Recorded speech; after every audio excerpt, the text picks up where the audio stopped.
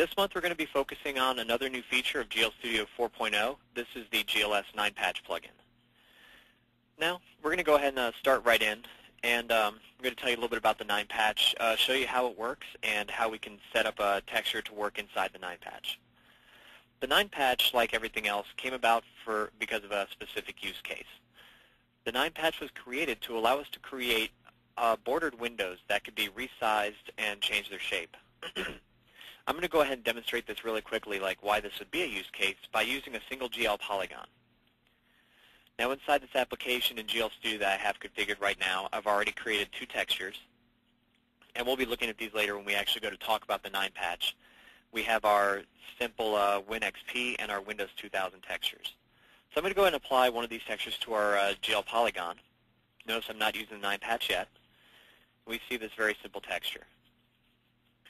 Now, let's go ahead and pretend that this is my interface, or this is going to be a window in my multi-window application within GL Studio.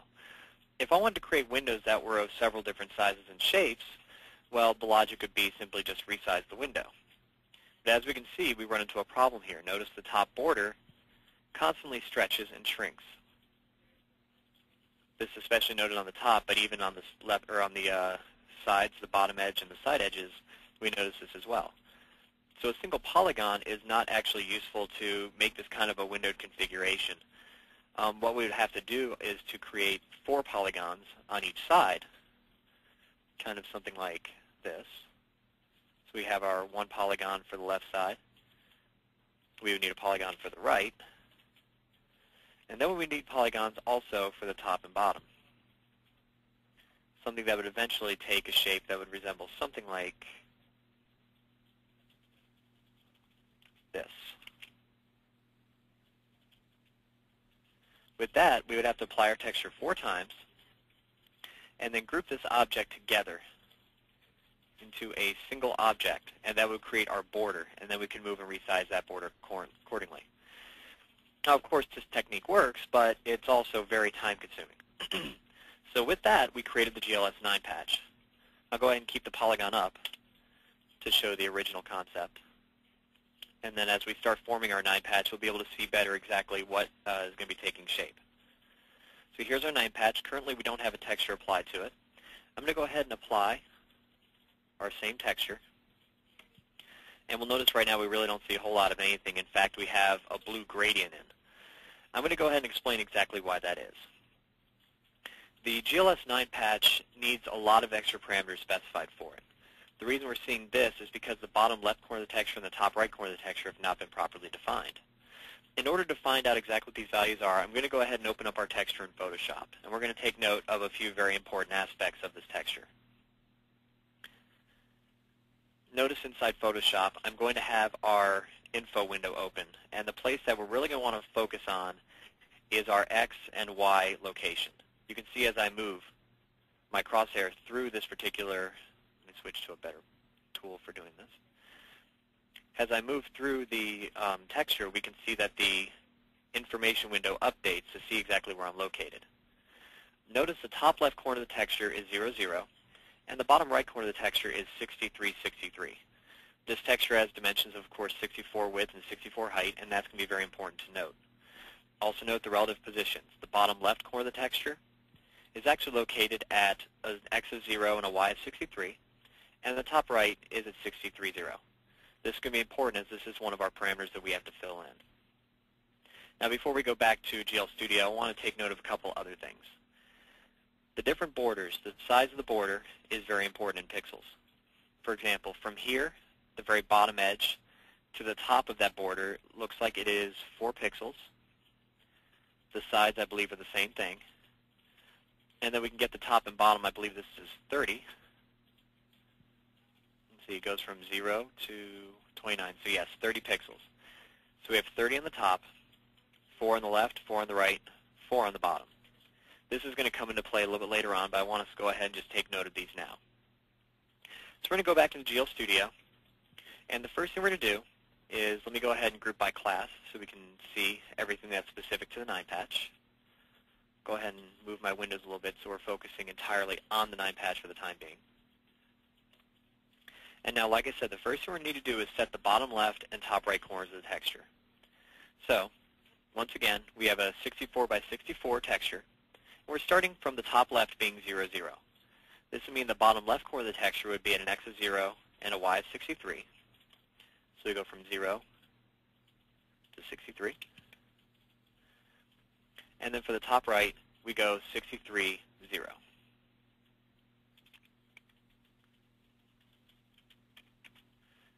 This looks a little better. It looks slightly inverted. Give me just a second. There we go. So now we've set our bottom left and top right to be 63 in our correct locations, and now we can see our object. We notice it looks very similar at this point to our GL polygon.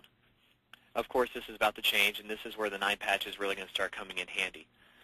Let's go ahead and just for a moment, now that we've seen exactly how this is set up, I'm going to go ahead and remove the texture. So now we have just a yellow, and I realize that yellow is probably hard to see on some of our backgrounds. So I'm going to go ahead and darken it up a little bit. Oh, that's not going to help, is it? Okay, I apologize for that.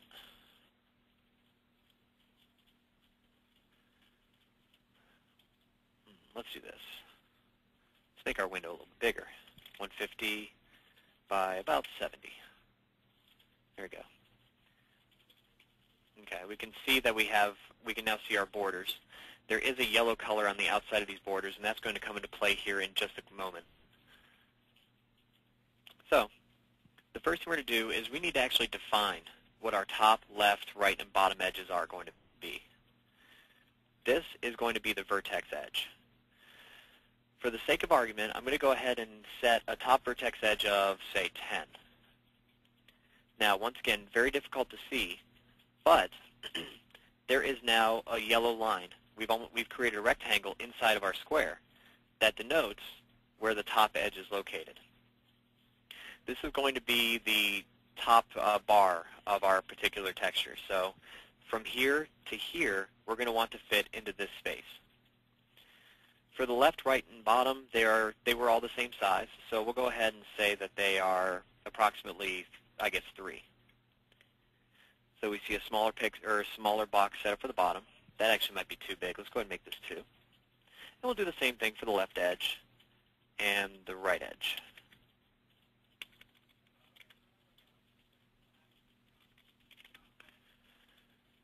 So now we've defined our region for where we're going to want the border of our texture. Now that we've done this, I'm going to go ahead and bring the texture back in. And we're going to notice that it's actually going to look very strange because we haven't actually defined how many pixels fit in the top, left, right, and bottom. Now, if you'll remember, when we were back in Photoshop, I asked you to take note of a couple of numbers. The top edge was 30 pixels. The left, the bottom, and right were all 4 pixels. So we know that those define what the actual borders of our window will be. The top texture edge, bottom texture edge, left texture edge, and right texture edge properties are all where these are defined. So we'll go ahead and define these really quick, and you're really going to see this window take shape as I type in these values. So set in 4 for the right texture edge and 4 for the left texture edge. And now you can see that the edges over here are starting to actually take shape. The bottom texture edge was also 4. The bottom edge fits in. Now we just have the top, which we said was 30. And now our window takes a lot more of a sensible shape. It actually looks like an XP window. Of course, we can make some small tweaks to this. Maybe we don't think that these outside edges are thick enough, so we'll go ahead and increase these to, say, 3 or 4. I'll go 3. Now we have borders that are a little bit thicker. As you can see, this is very customizable. And the one benefit that this 9-patch gives you, once again, if we go back to the very top, remember resizing our polygon actually upset and stretched this window, or this window border right here. But with the 9-patch, we can resize it, and we notice that the outside edges maintain their original shape. Now I'm going to go ahead and go quickly through the other important parameter inside here. Real easy one, make center visible, does exactly what it says. We have this inner region. Sometimes we're going to want that inner region to be displayed. However, it's going to maintain the same properties as it would for polygon. Anything inside here is going to be stretched as well. So more often than not, we're going to want to go ahead and check this box for Make Center Visible to make the center invisible. What this allows us to do is a couple things. One, we can actually see if we have everything set up right, which actually looks like our left edge is a little off. I might not have actually gotten that number correct. So we can go ahead and make these adjustments really quick. There we go. And the bottom edge looks like it was 3 as well. Okay, so now we can see that the window's actually taken a shape and we don't have any of the white outside edges showing up anymore. Now, one question, why is this useful? Well, as I said, the main use case for it is to make particular bordered windows that can be stretched and resized and maintain their border aspect. This is useful for an application that, say, might be actually emulating, say, a Windows XP interface like the one we have here.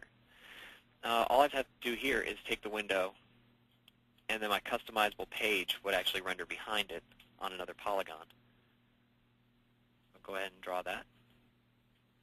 This polygon, of course, could be its own component, another RSO, which actually displays the content that would exist inside that window.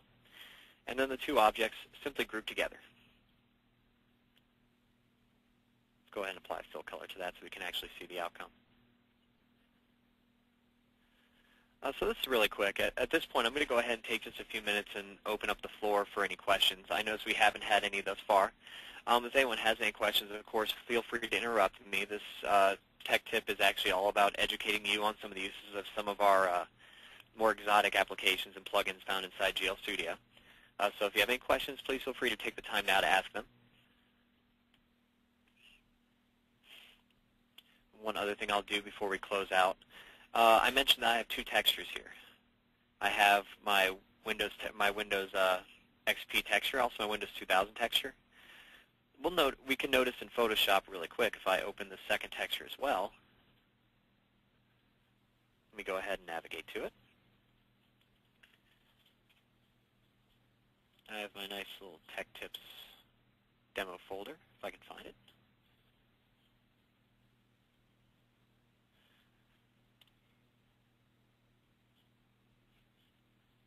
Actually, there's one easy way to find it. Let's just go ahead and go back to GL Studio.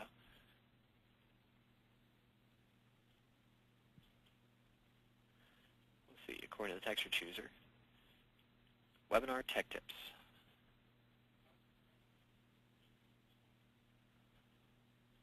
So there you go. I just found another use case for GL Studio.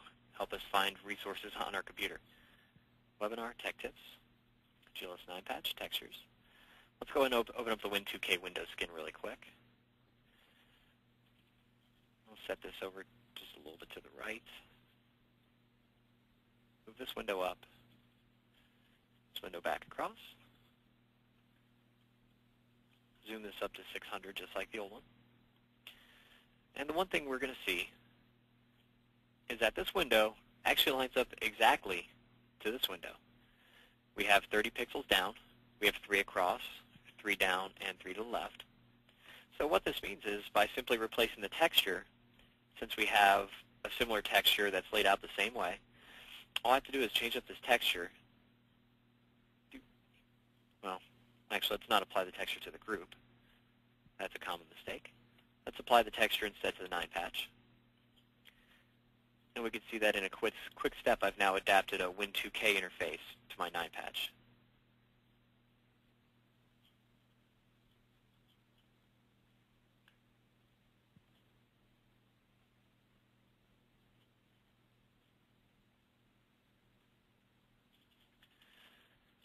Okay, it looks like we don't have any questions coming in. This was a pretty cut and dry, straightforward webinar. Once again, if you have any requests for anything you would like to see sometime down the line, please feel free to send us an email at support@disty.com. I'd like to go ahead and thank you for taking the time to sit in with us today and learn a little bit more about GL Studio. Once again, my name is Andrew Rossiter. I'm a support engineer here at Disty, and I'd like to say thanks again for coming in, and hey, we'll see you next month.